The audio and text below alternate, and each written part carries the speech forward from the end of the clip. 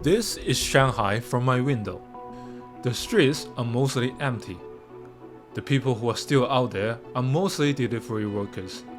I haven't been allowed out of my buildings for 4 days now. The city has been struggling with its latest COVID-19 surge. On March 22nd alone, the city recorded over 800 cases. This is the highest case count that Shanghai has recorded since 2020. So the calls for nuclear tests is everywhere, quite literally everywhere.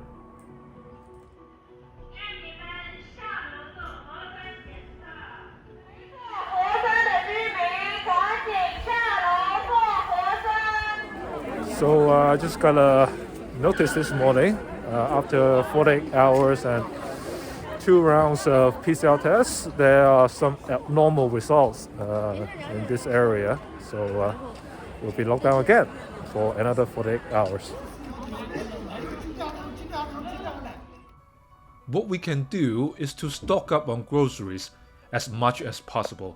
But the online shopping apps are so overloaded these days, sometimes it is impossible to order at all. 大哥你好，你们也被困在小区里面了？那觉得怎么样？现在？什么怎么样？我们一天到晚都过来。那你们吃饭怎么解决？吃饭我们自己烧。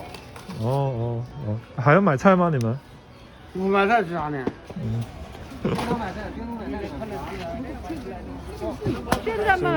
现在嘛可以，就是如果你多买菜里面也可以下单，可以买。他们今天订，明天送。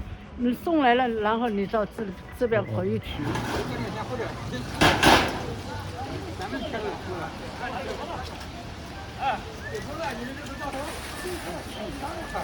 So they told us this is actually just a temporary lift of the lockdown. So before they close the gates again, I will have to go run back to my apartment. So why do Shanghai authorities remain reluctant to impose a full lockdown of the city? Wu Fan, a member of Shanghai government's expert panel on COVID-19, says Shanghai doesn't have the luxury of imposing a full lockdown. Shanghai is irreplaceable to China's economy, so if the whole city stood still for a week or 10 days, it could be beneficial to curbing the pandemic.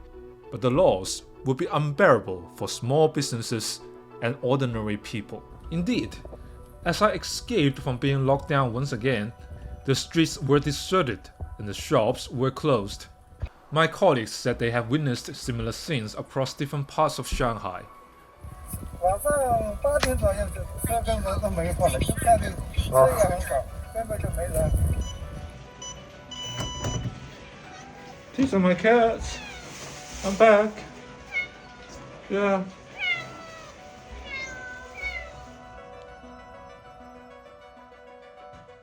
After enjoying less than 24 hours of freedom, I was told once again we are in lockdown.